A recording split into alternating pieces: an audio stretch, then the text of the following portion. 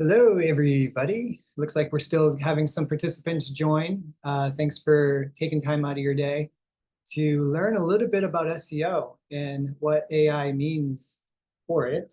Um, let's just give people a little bit of time to hop in, and uh, and we'll be getting started momentarily. For those of you that are on the call already, looks like we've got a few people that have joined. There's a couple of housekeeping things. You do have the ability to ask questions. Everyone will be muted, um, and we'll be doing some introductions in a minute. This webinar is being moderated, so there's some support behind the scenes while I'm talking today. Um, okay, looks like we've got a few more people hopping on right now. We're going to get started in just a moment.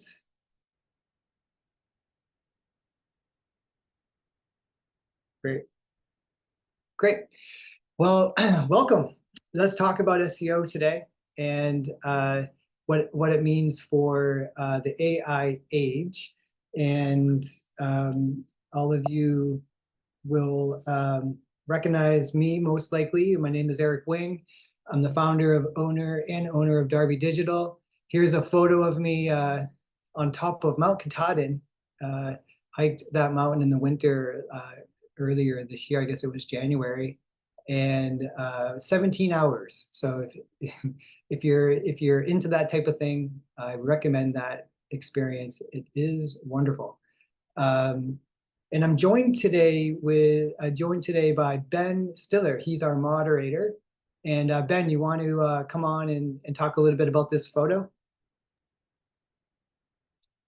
Sure. All right. Hello, everybody. I'm the content marketing manager at Darby Digital. And yeah, this is a fun photo. This is from back in June for the Celtics victory parade after they won the championship. So funny enough, today is actually this evening they'll be raising banner number 18. So it kind of serendipitous for the event today. But yeah, I don't. This is just me out having a good time in the sunshine, and yeah, I'll be moderating the event today, and I hope everyone comes away with some helpful information. Yeah, yeah. Oh, I didn't realize they're raising the banner tonight. The season kicks off, huh? Correct. Yep. Tonight. Cool. Good. Well, good. So that's who we are, everyone. And so we'll get started. The first thing is, but wait a minute, isn't SEO dead? So I know there's at least one person on this call today that this conversation has come up. And so the answer is no.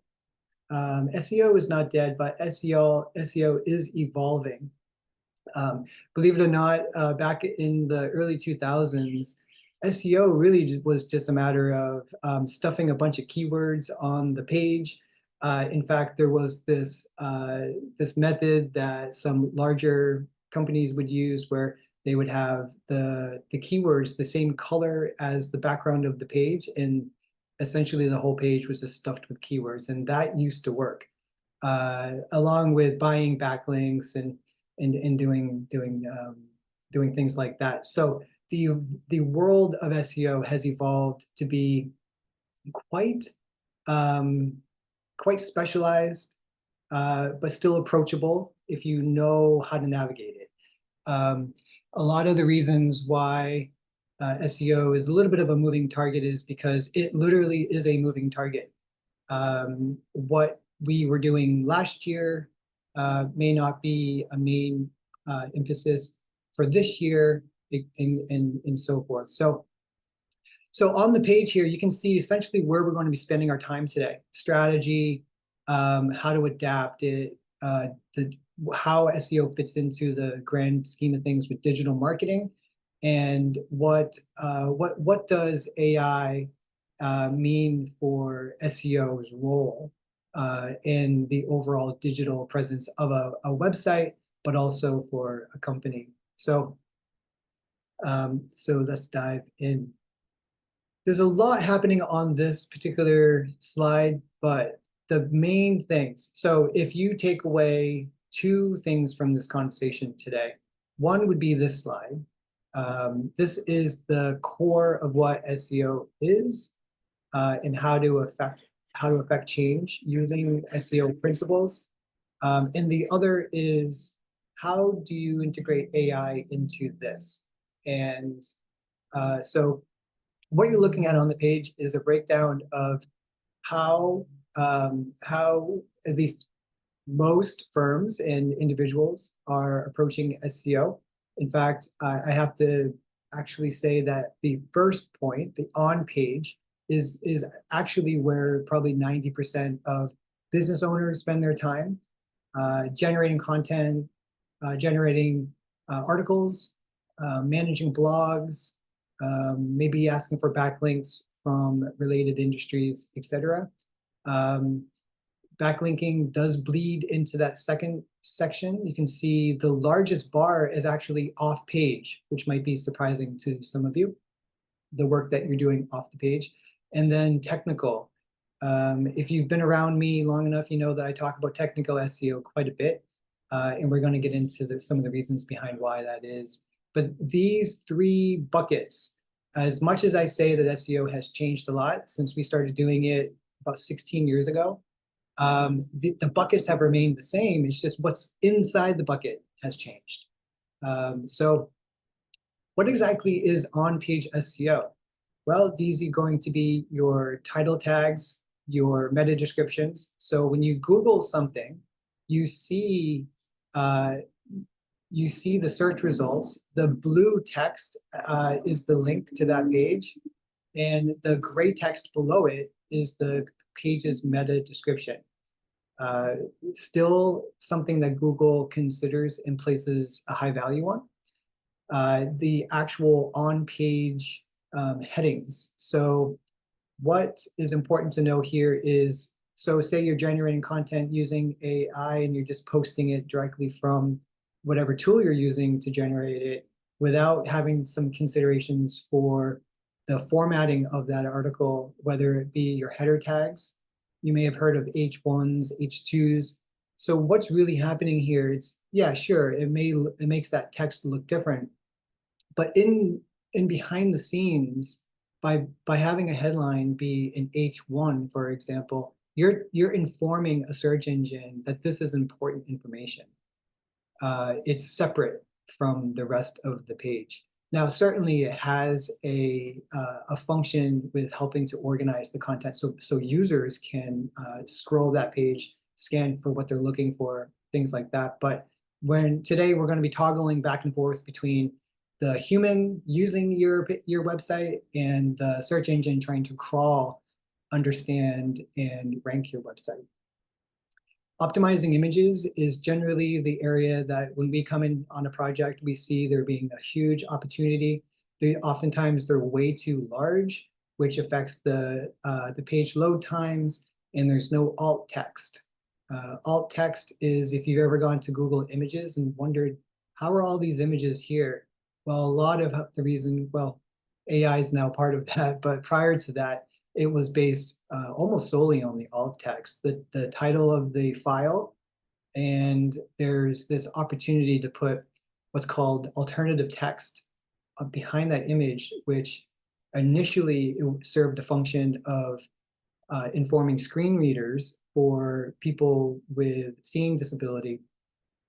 So the screen reader would essentially tell them what they're looking at for an image. That evolved into Google using the same technology to inform itself what the images are all about. And you can put keywords in there. And finally, internal linking is a big part of on-page SEO. So think of it in terms of a spider crawling your website. They're actually called that, by the way, from Google. And it has a timeout. Let's say the timeout is 30 seconds. So it comes to your website. How much of your website can it crawl in 30 seconds? And whatever it doesn't crawl, it's going to maybe crawl in the next time, or maybe not. So if you have a page with multiple links on it that go to internal pages, and those pages go to other internal pages, you can imagine how a crawler can get a great idea of all your pages in a relatively short amount of time. So internal linking is really important. And we're going to talk about external links in a minute. But when it comes to on-page SEO, this is some of the stuff that people talk about. When we go into off-page SEO, we start getting a little bit more technical. Backlink building. Think of backlinks as your associations. So if you personally are associated with characters that have certain reputations, people will also assume you fall within that same reputation, right? It's just by association. The same thing with backlinks. Ben can attest to the fact that we'll come onto projects. We'll have a new project for SEO, and we'll actually have to do something called disavowing backlinks, spammy backlinks that have been accumulated over time. Sometimes people buy them. Sometimes you have a bad website linking to you that you don't want to be associated with. And if you were to take nothing away from off-page SEO, take that one thing away. There are tools that will tell you which websites are associating themselves with you and potentially pulling you down. Social media engagement is something that probably 8 years ago became a signal for Google. And so we do include it in our focuses for off-page SEO, and for obvious reasons, but they're also great links back to your website. One thing I want to mention with off-page SEO is think of the internet like a large quilt, right? And your goal with your website is to sew that into the large quilt. So you're sewing that with links. The more quality links that you have coming and going from your website, the more sort of integrated your website will be with the internet, and specifically with your area of the internet, your industry, your market, etc. That's an analogy that we like to use. Guest blogging is a good way for getting backlinks that are otherwise impossible to get. And I could go on and on and on about that one, but for now, just keep in mind guest blogging is a good way to engage somebody because it's mutually beneficial. So somebody being a website owner, and you can give them a piece of content, you coordinate it ahead of time, and there's a whole checklist of things that we recommend prior to approaching a website owner with this opportunity. But if done correctly, you can scale up your off-page SEO pretty quickly by engaging with other site owners. And then influencer outreach. We won't get into that too much today, but we do have one client that has leveraged this really well. They're a salon, and they partner with influencers, and they get a lot of great exposure and links back to their website in exchange for basically giving them free services. The final leg before we start getting into the meat of today's call, which is the SEO aspect, is the technical SEO. In fact, we have an offer today at the end to help you understand how to get started with the technical SEO. But these 4 buckets are the main culprits usually when there's an issue with technical SEO. It's the website's moving too slow. It's not looking great or working well on smaller screens. Crawling errors, which I mentioned before, with search engines just can't penetrate your website for one reason or another. And believe it or not, you could have your website could actually be working against you in this case. There are certain settings, if you're using WordPress, for example, there are settings that will hide the website from search engines. And obviously we want to make sure that that's not activated on your site. But and then finally, this thing called a sitemap. Sitemaps are really powerful. Usually one of the first things we do on a new campaign is we will generate, and then you can submit the sitemap to Google. Google has something called Search Console, Google Search Console, and once you verify your site with that account, you can submit your pages to it. And Ben, when generating content for For clients, we will one by one we submit it to Google just to ensure that Google is aware that there's new content to come and scan. So the sitemaps are really, really powerful and important. So that's kind of the overview of what exactly is the function of SEO. What are we doing? And these are the three buckets. You might notice at the top there's something else called domain authority. Now, all of these moving parts are looked at by search engines in a way where we can compare it to our individual credit reports. So you know how a credit report works. You pay your bills on time, you tend to have a better credit report. With domain authority, it's how resourceful or how useful is your website? Does it load when someone clicks on it? Is the content quality and aligned according to the purpose that your website serves? So it's like the reputation score for your website. And a lot of what we do is move the needle with domain authority because let's say a news outlet, they might have a domain authority of 70 out of 100. And whenever they post content, Google seems to just index them instantly, right? You see in Google search results, you see trending, or you see live, you see these types of things. It's because their quote unquote credit report is so good, their credit score, that they get almost preferential treatment. Most of the websites that we deal with are measured in the 20s and the 30s, and then obviously beyond that. But that's another area for you to look into. What is your domain authority score? And there are tools that we'll be making available after the call that will help you understand what that is. So this is sort of the nuts and bolts of SEO. Now, before we get into AI, this is something that we feel is perhaps more important now that we have this option to generate content using AI. This is something that we've always had an eye on, and prior to starting any type of marketing activity, we would first try to understand the target audience. That's even more important now because the robots, the AIs, they don't know anything that you're not telling them, right? So if you don't know who you're creating the content for, neither does ChatGPT or Claude or any of these other tools out there.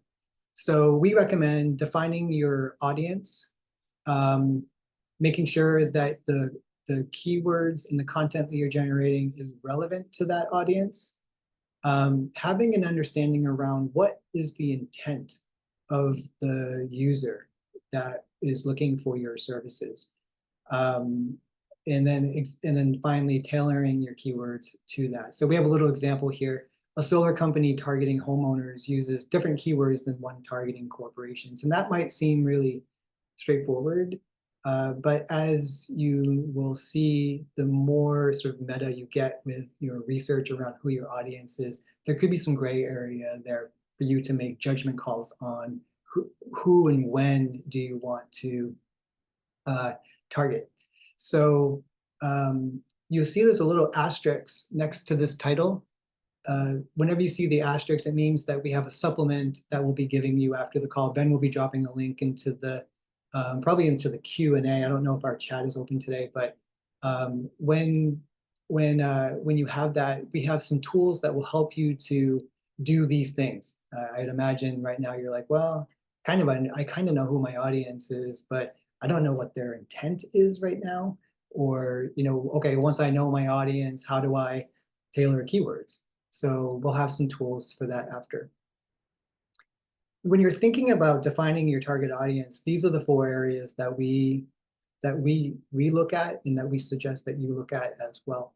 So the demographics, if you were to do nothing beyond demographics, you would still have a pretty good starting place for generating your content and doing SEO. This is your basic stuff like age and gender, their income, even their education level. Ben's working on some personas right now that include things like, do they have children? What keeps them up at night? You know, what's their 5-year goal for their life, right? So you can get really, really into the really granular with the demographics.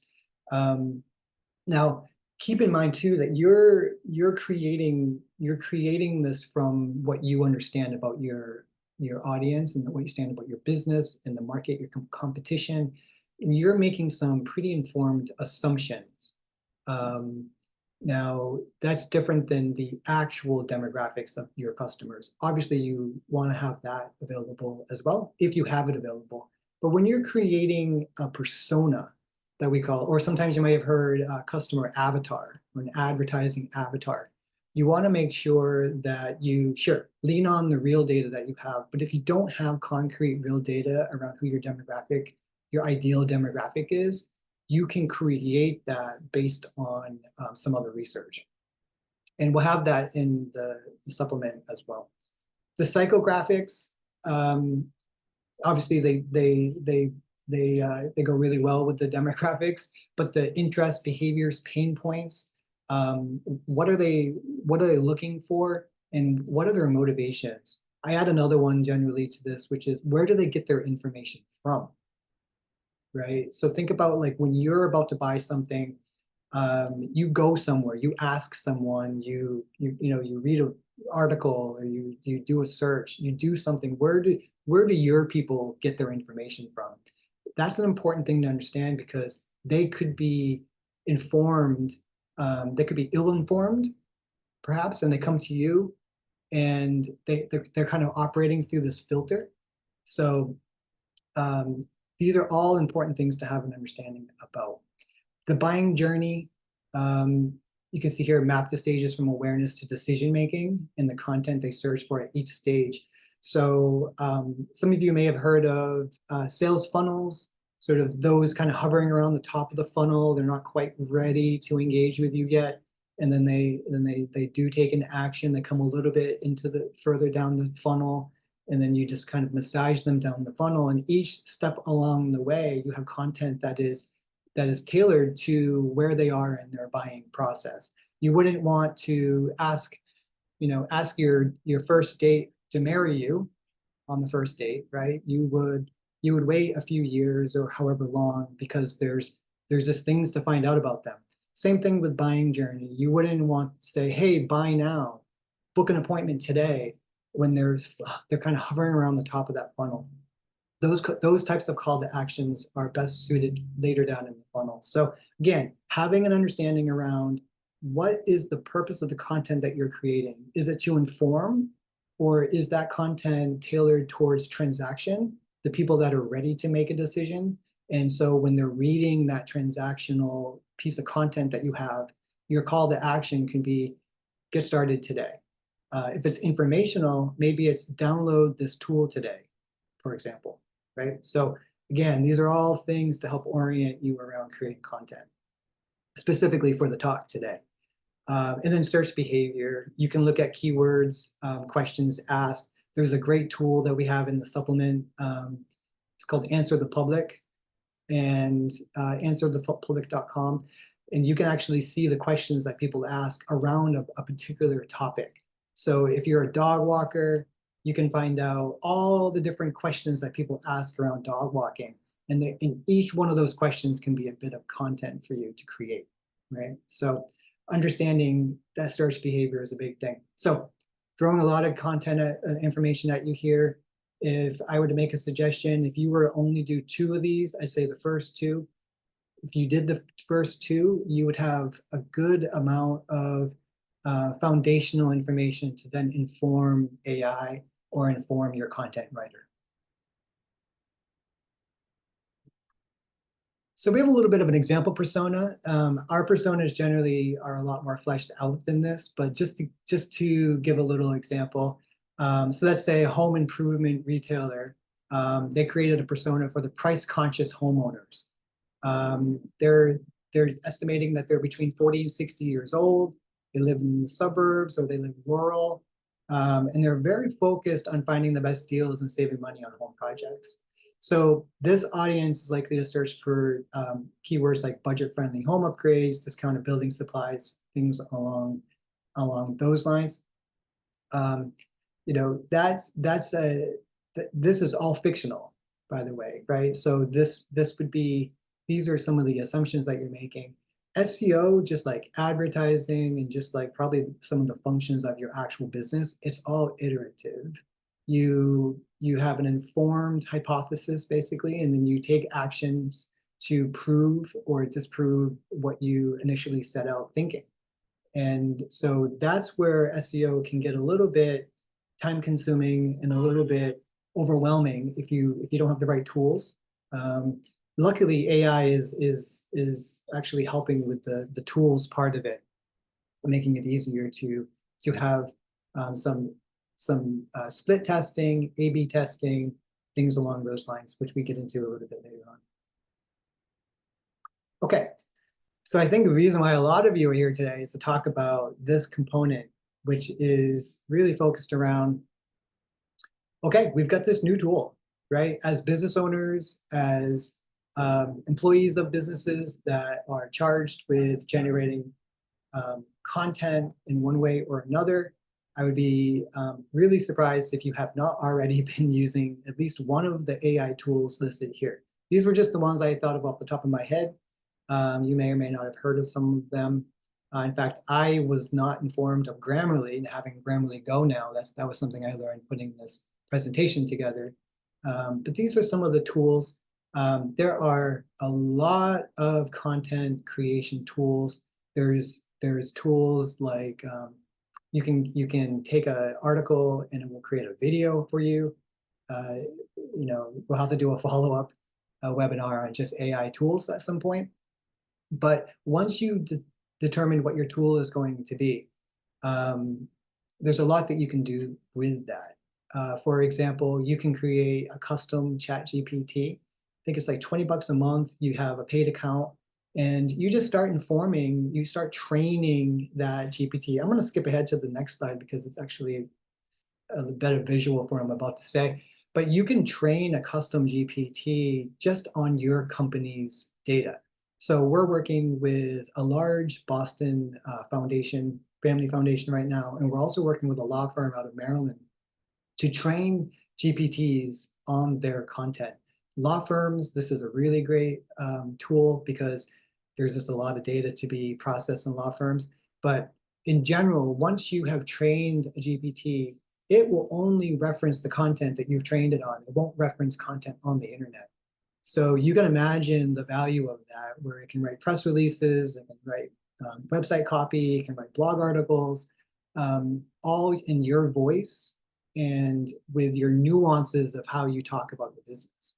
So if you want to go to that degree, you can.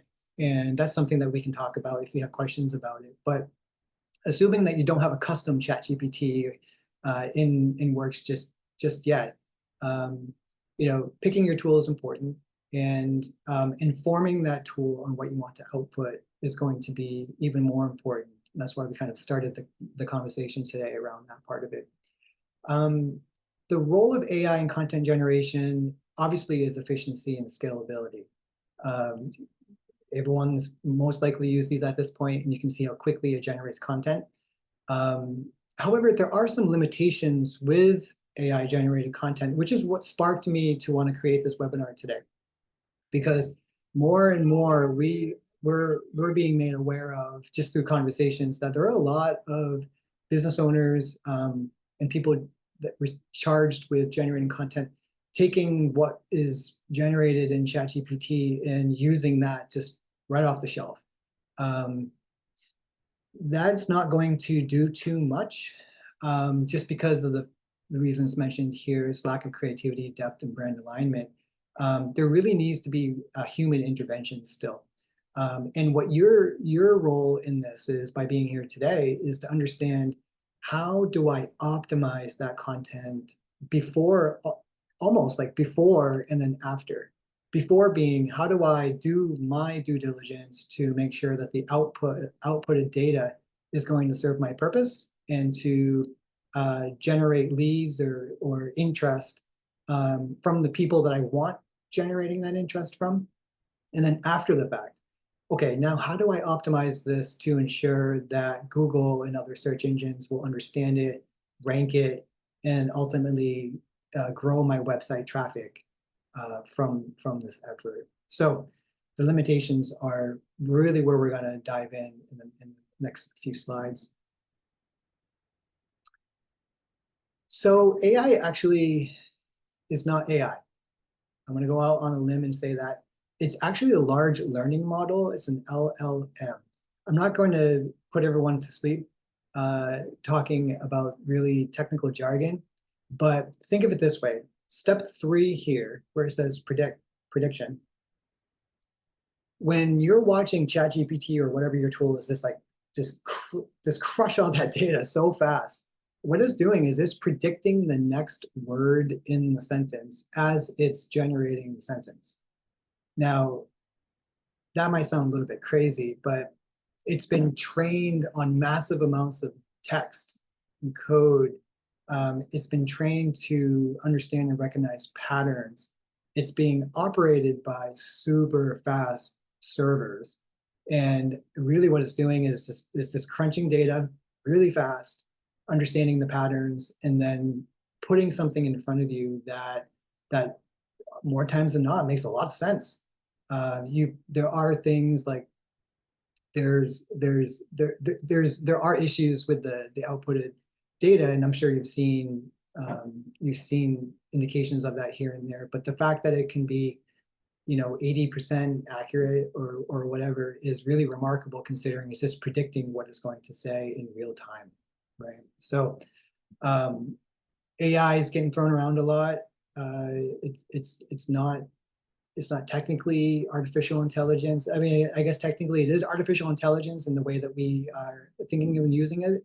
But when you're generating content using this, just keep this in mind, that if you're not training it with the appropriate data, it's going to recognize wrong patterns.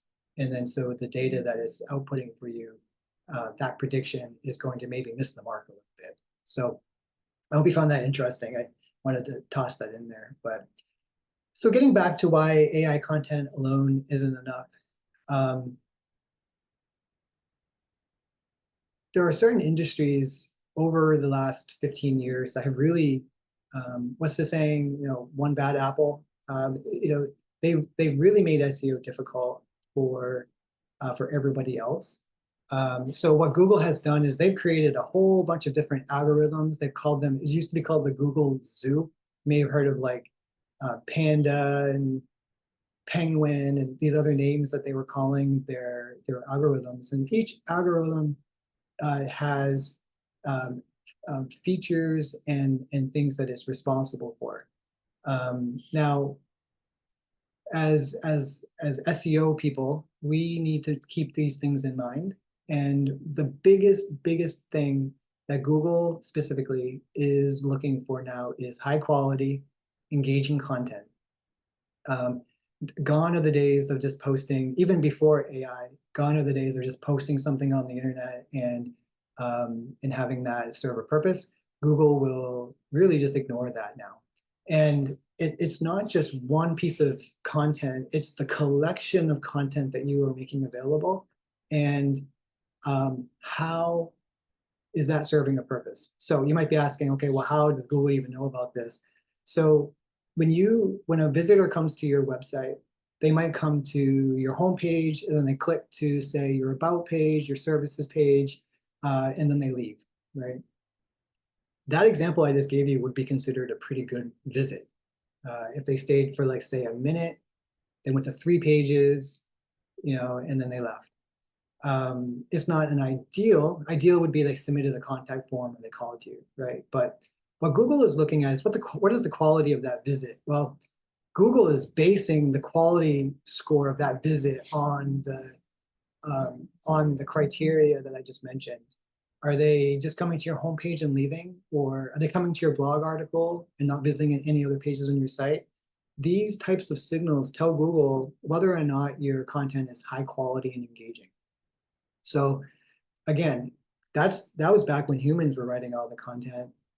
Now we have machines writing our content. It's no different. In fact, it's elevated because it's so tempting to just take that content, post it, whatever with it, and then move on to your next task, right? So I think we need to remember to slow down a little bit, do some of the pre-work that I'm talking about on this call, and then be able to do a lot more of it on your own using some of these AI tools.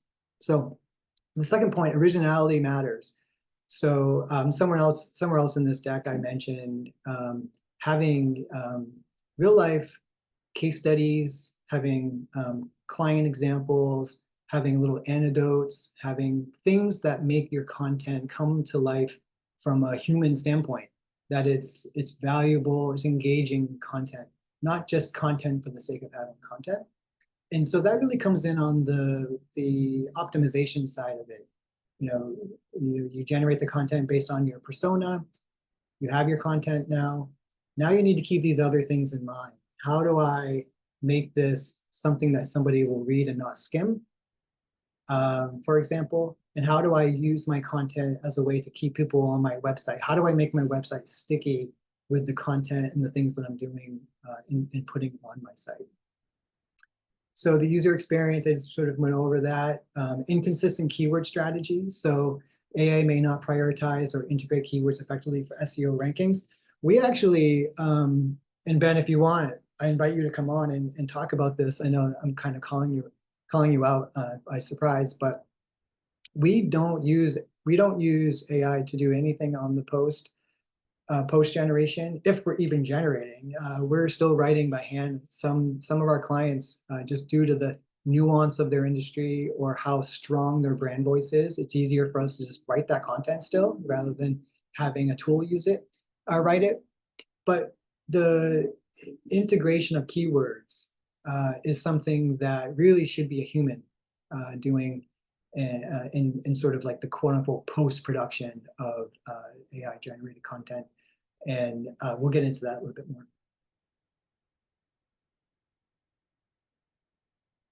Some examples of that human touch I was mentioning, the brand voice. You can start to see it a little bit if you're really paying attention on certain sites. You can, if you go back to their older blog articles and you read how those used to present, and then you look at something they posted maybe in the last week or so, it's becoming clear who's still engaged in brand voice and who's not. I had mentioned the temptation just to use the outputted data. It's so fast, right? Put another 30 minutes in, 45 minutes on that article, optimizing it. And you're doing 45 minutes of optimization. Maybe you're doing half an hour of a persona exercise. You're still under 2 hours on generating that content. You're not actually having to write the first draft. So put all of your time in making sure the content works for you, rather than having to then add that on to another week, maybe writing an article that you love, right? So you're still getting back quite a bit of time.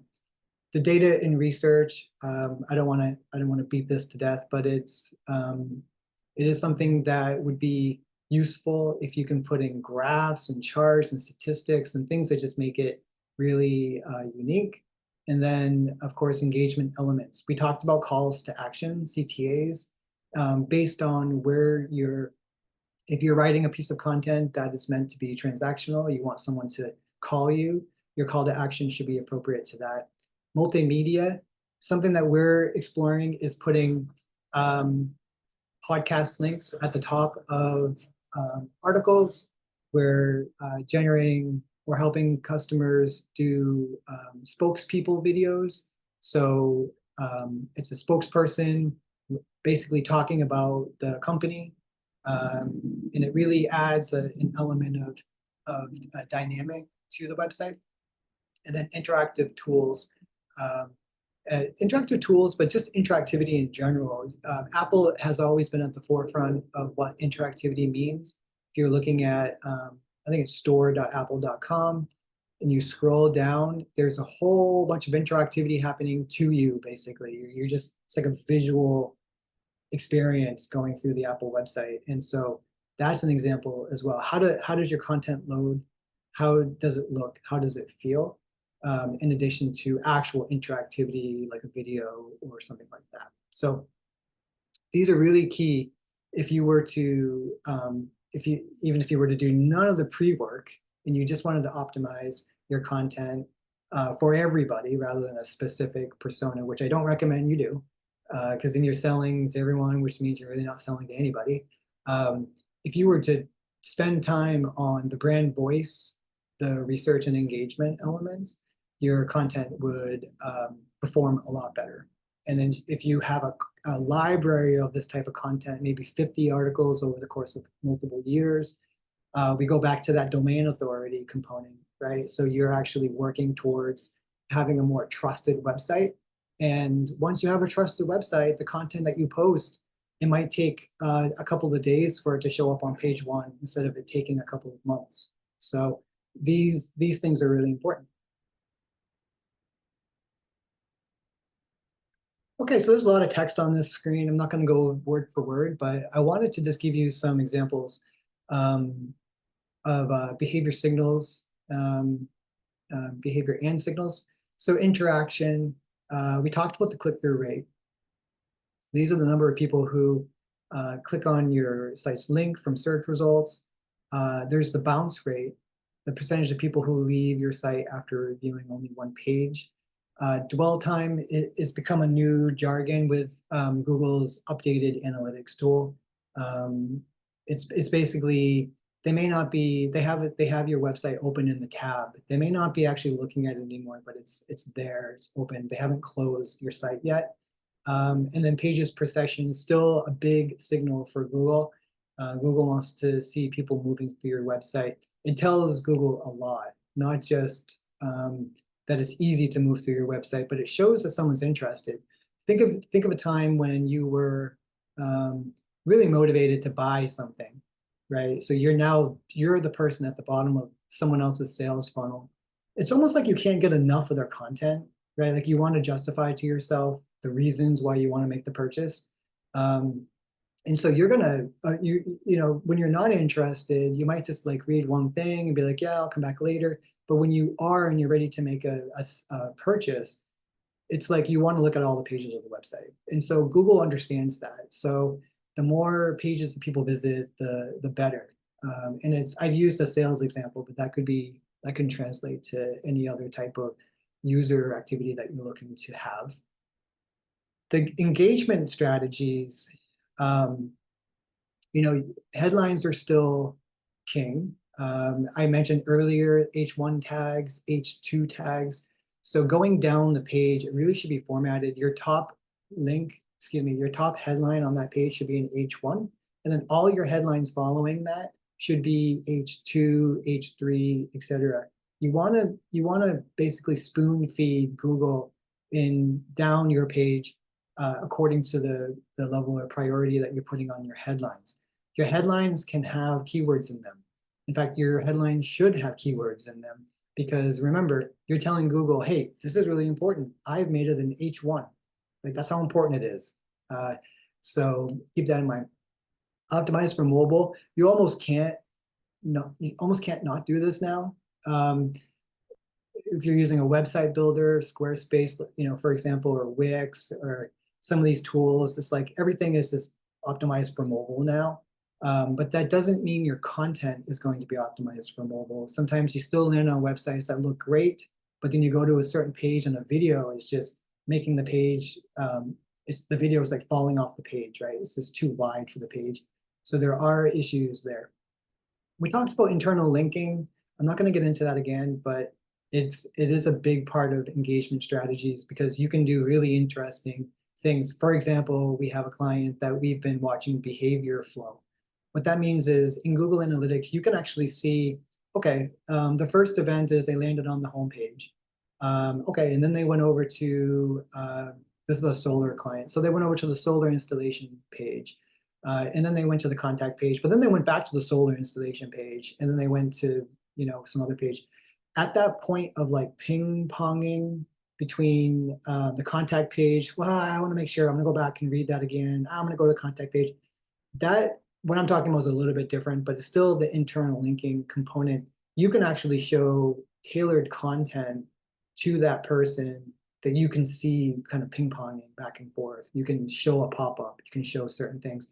Now, that's a type of internal linking, but that's also a strategy to, once you understand how people are using your website, you can put stuff like this in place.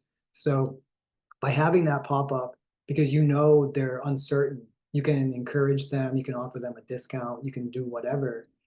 It keeps them on the site. It also keeps them looking at more pages because you're linking them from that pop-up to maybe a special promo page. So you're doing things with links that keep people on your website. And that's one of the main goals that we're trying. It's funny, we have this whole webinar talking about all these really technical things, but what are we trying to do? We're trying to book appointments. We're trying to have opportunities for new sales, right? So it's we do a good job of, life has become complicated, I suppose. Multimedia content, we've talked about that a little bit already, and I think everyone probably knows the importance of that. Infographics had a real spike, I don't know, 2015 or something. Everybody was like collecting email addresses by giving away infographics. That tactic still works. It's not as popular as it used to be. People just don't have a tolerance. They're giving fake email addresses and things like that. But if done well, one example I have is if I looked to the side, I lost my train of thought, but I'll come back to it. But so multimedia content is important. Infographics still work, and the overall goal here is to keep people on your website. I just want to do a little time check. So we got about 13 minutes, and I wanted to save time for some questions. So we are coming down to the end, so the timing should be good. Ben, everything looks okay on your side, so I'll keep going. But now we're at the point where we've done our pre-work prior to engaging an AI tool, right? We've generated our content using an AI tool or a human. People are still generating content, but for the sake of today's conversation, it's an AI tool. You have optimized that piece of content according to the criteria that we've mentioned, right? The on-page disciplines, etc. What happens now? Do you just leave that piece of content, you just leave it alone and you don't come back to it? Well, 95% of the time, yeah, that's what's happening. But there's an opportunity to squeeze that piece of content even further if you have the bandwidth to continually improve that content. So something as simple as changing the date, for example, adding a new paragraph to the intro, updating according to current events. This is where AI really comes in handy, because you can load your piece of content into AI and then ask it, is this still relevant, right? And it will tell you. Have there been any new current events that would affect the efficacy of this piece of content? And then you just update it according to that. And then if you have your sitemap in place with Google Search Console, you can, your new page will be informed, Google will be informed from your sitemap, or you could just submit that article fresh. And that might take half an hour, and it's almost like you have a new piece of content on your website. The A/B testing just means that you are changing one element. You have two pages, you're changing one element, and then you're kind of gauging if one page is working better than the other. It could just be the pages are identical, except you're using get started instead of call today. Maybe get started is going to work 50% better than call today. And so you would then implement the button that works best. And then finally, content strategy. Podcasts, videos, keep things diverse. Written content, there's a certain amount of tolerance for that. People are scanning more than ever. Something that didn't come up in this call, but I would recommend you look into, which is heat mapping. You can find out if people are just scanning your pages. You can find out what buttons they're clicking the most, and it's all done in a colorful graph for you. It's a great tool to understand if your content is resonating. Okay, so wrapping it up, I I said to someone who is on this call yesterday that it's very much like drinking from a fire hose. And I understand that I was the holder of that fire hose. So thanks for hanging in there. Some things to keep in mind, yeah, AI is powerful, but there needs to be a human involved. Keep the human in the equation if you want to have, if you want to make a difference in your marketing. Um, Obviously, it can free up time for you to do other high-level strategic things. That's just it. AI isn't necessarily replacing content generation holistically. It's just making it all really more efficient, which really should free you up. If you used to allocate 2 hours a week to write a blog article, maybe now you're allocating the same amount of time, but you're being more strategic. You have that headspace to be more strategic. And then really the future anyway, our limited scope of understanding what this future is going to look like is really just a harmony between humans and AI, especially as marketers. Okay, you're going to get this deck sent to you. So these are some key takeaways, just kind of a summary. You want to, before writing and generating content, do your customer personas, complete your keyword research, use AI to generate your first draft, not the final draft, and then optimizing that content to make it human, formatted for Google standards. And then just remember, SEO is an iterative process.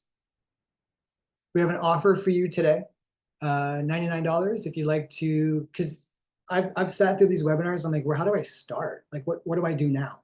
So if you want to take us up on this, or if you just want to learn more about it and how we can help you get an understanding of like, what is your domain authority, or how many internal links do you have on your website, or do you have spammy websites linking to you? If you want to find that kind of stuff out, let me know. You can put sign me up in the QA window to Ben, or you can write to hello@withdarby.com. And Q&A. So we have 8 minutes instead of 10 minutes. So Ben, any questions coming in? Any questions in general, people?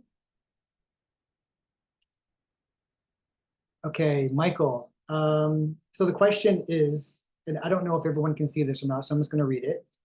So if I understand social media posting correctly, as long as you post with a link to your website, that is good search engine food, correct? Yeah, social media has its own place within an SEO campaign. So for example, remember back when we talked about the importance of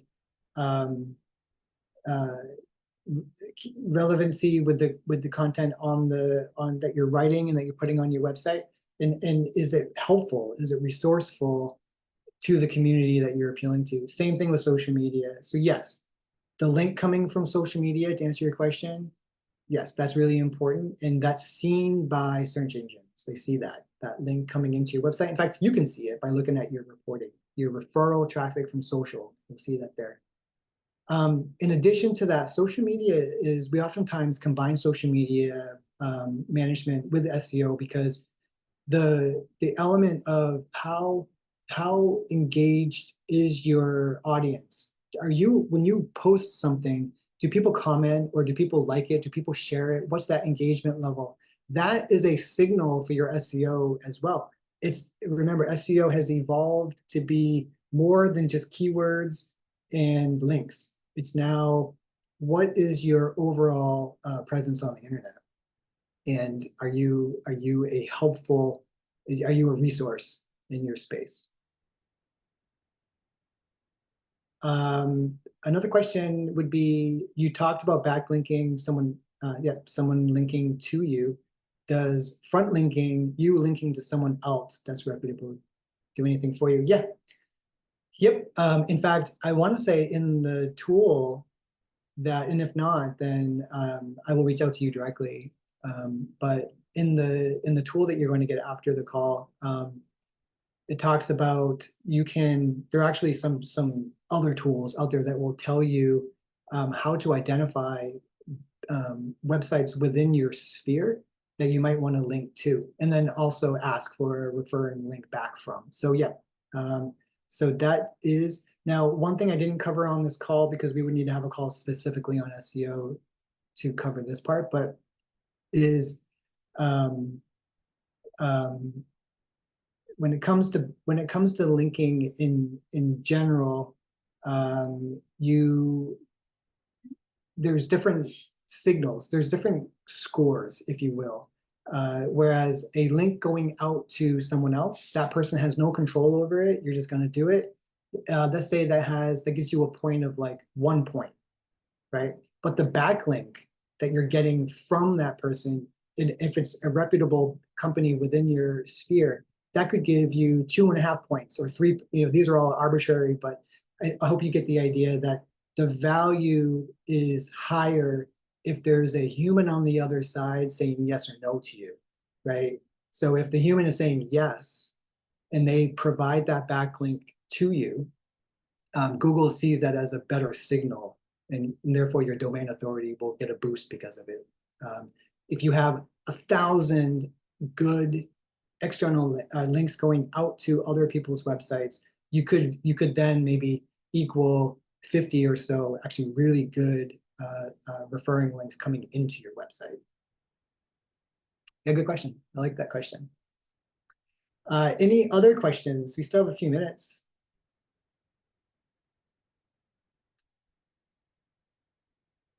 Yeah, I want to thank everyone for coming today. We had a good turnout.